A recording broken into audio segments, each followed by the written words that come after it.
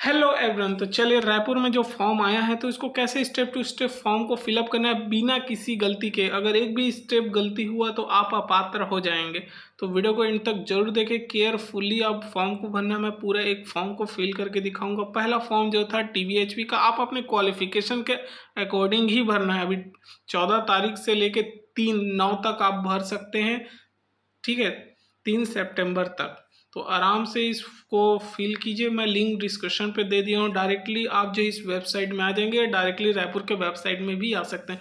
सबसे पहले यहाँ पे आपको क्या करना है, जो आपके मार्कशीट में जो नाम जैसे लिखा हुआ है 10वीं के, वैसी A to Z यहाँ पे आप लिख दीजिए, ठीक है। आपका मार्कशीट में जो नाम होगा वो, और आपके पास जो करंट में भी मोबाइल नंबर जो चल रहा है जिसमें OTP आ सकता है वो डाल दीजिए, और एक ईमेल आईडी डाल दीजिए, ठीक है। ये डालने के बाद में आप यहाँ से OTP जो है गेट OTP कर लीजिए। आपके मोबाइल में जो है OTP जाएगा, यहाँ पे OTP को फिल कर लीजिए। ये एक पहला प्रोसेस होता है रजिस्ट्रेशन करने। एक ही बार आपको रजिस्ट्रेशन करना है, चाहे कितने भी आप फॉर्म फिलअप कर सके। इसमें जितने भी मोर वैकेंसी है सभी में आप इसी से कर सकते हैं। तो यहाँ पे आपको क्या करना है, देखिए आपका रजिस्ट्रेशन नंबर मिल गया और जो पासवर्ड है आपके मोबाइल में चल दिया गया है, ठीक है। तो आप ये मोबाइल आईडी और पासवर्ड को याद करके रखिए, बहुत काम का है, बाद में भी आपको काम पड़ेगा जब आपका वेरिफिकेशन होगा।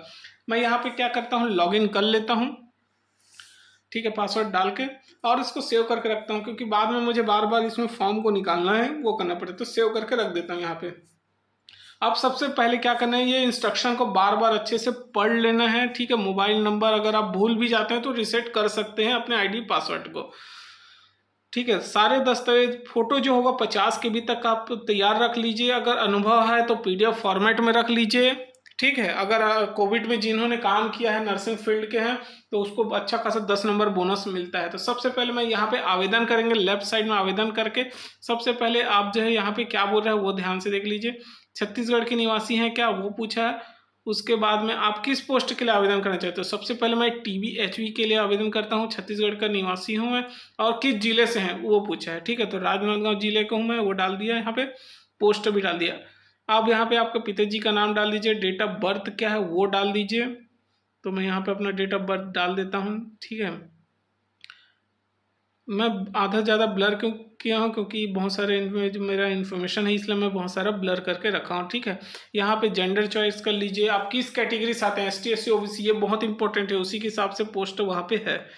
तो सारा चीज़ इन्फॉर्मेशन यहाँ से कर लीजिए। यहाँ पे आपको एड्रेस डालना है, आपको जो भी एड्रेस में है। अगर आप परमानेंट एड्रेस है या कहीं रेंट में रह रहे हैं उसके हिसाब से भी रख सकते हैं। यहाँ 2 ऑप्शन दिए, परमानेंट एड्रेस और अभी जो करेंट में रह रहे हैं उसका। अगर दोनों सेम है तो यहाँ पे मैं जल्दी से फिल कर लेता हूँ। सारा अपना एड्रेस डालने के बाद में यहाँ पे अब नेक्स्ट साइड में देख लीजिए क्या है, सिटी। आप सिटी में रहते हैं या विलेज में रहते हैं वो इन्फॉर्मेशन डाल दीजिए। जो कि मैं राजनांदगांव सिटी है तो मैं यहाँ पे सिटी फिल कर देता हूँ। उसके बाद में आप किस डिस्ट्रिक्ट में है वो भी पूछ रहे हैं, तो यहाँ पे मैं राजनांदगांव डाल दिया हूँ, ठीक है। केयरफुली जो सही है वो डाल दीजिए। डिस्ट्रिक्ट डाल दीजिए, क्या डिस्ट्रिक्ट है आपका, आप कौन सी स्टेट, जैसे हम छत्तीसगढ़ के हैं तो छत्तीसगढ़ लिख देते हैं। और आपके जिले का पिन कोड डाल दीजिए, क्या है पिन कोड, ठीक है। तो यहाँ पे मैं फिल कर लिया। अब मेरे जिले का पिन कोड 491441 है, वो डाल दिया। अगर आपको सेम एड्रेस है तो सेम एस कीजिए, ऑटोमेटिक आ जाएगा, ठीक है। अब नेक्स्ट प्रोसेस होता है एजुकेशन क्वालिफिकेशन, शैक्षणिक योग्यता को फिल करना है। आप क्या है, जैसे आप किस पोस्ट, जैसे ये ग्रेजुएशन के बेस पे है ना, तो ग्रेजुएशन स्नातक डाल दीजिए। अब यहाँ पे पूछ रहा है कि नेम ऑफ द बोर्ड या यूनिवर्सिटी, तो स्नातक आपने, अगर आप यूनिवर्सिटी का भी डाल सकते हैं या कॉलेज का नाम भी डाल सकते हैं, जो कि मैं यहाँ पे अपने कॉलेज का नाम डाल देता हूँ। यहाँ पे अब मैं कॉलेज का नाम डालने के बाद जो मैंने उत्तीर्ण किया कॉलेज को वो डाल के, कितना ऑब्टेन किया, कितना टोटल नंबर है वो डाल दूंगा। तो यहाँ पे टोटल परसेंटेज मेरा यहाँ पे दिख जाता है। उसके बाद आप यहाँ पूछा क्या आपके पास कंप्यूटर है, जो कि इसमें कंप्यूटर मांगा, तो यस डाल देना है, ठीक है। यस डाल देंगे, सारी चीज़ सही है, एक बार चेक कर लीजिए। उसके बाद नेक्स्ट स्टेज है, थर्ड स्टेज है एक्सपीरियंस डिटेल, ठीक है। तो थर्ड में स्टेप में क्या है, एक्सपीरियंस डिटेल को हमको फिल करना है, जो कि मेरे पास अभी करंट में हूँ, बट अब कार्यरत हूँ। लेकिन यहाँ पे क्या होता है कि जब तक आपका 1 साल का ना हो जाए तब तक मत डालिए, क्योंकि 1 साल का ही वैलिड रहता है, तो इसलिए मैंने नो कर दिया है, ठीक है। तो यहाँ पे क्या करना है, कोरोना काल में जिन्होंने काम किया उसका जो है जो आपका अनुभव प्रमाण पत्र है वो डाल दीजिए, ठीक है। और यहाँ पे ये करने के बाद अब सबसे पहला प्रोसेस है पासपोर्ट फ़ोटो को अपलोड करना। पासपोर्ट फ़ोटो को मैं अपलोड कर देता हूँ, जो कि मैंने 50 KB के अंदर में बना के रखा है। ऑटोमेटिक यहाँ आ जाएगा। कोरोना काल में अगर आपके पास अनुभव है तो वो अपलोड कर लीजिए, नहीं है तो क्या करना, नीचे टिक लगा के एक बार पूरा चेक कर लेना है सही है नहीं है, जो भी है।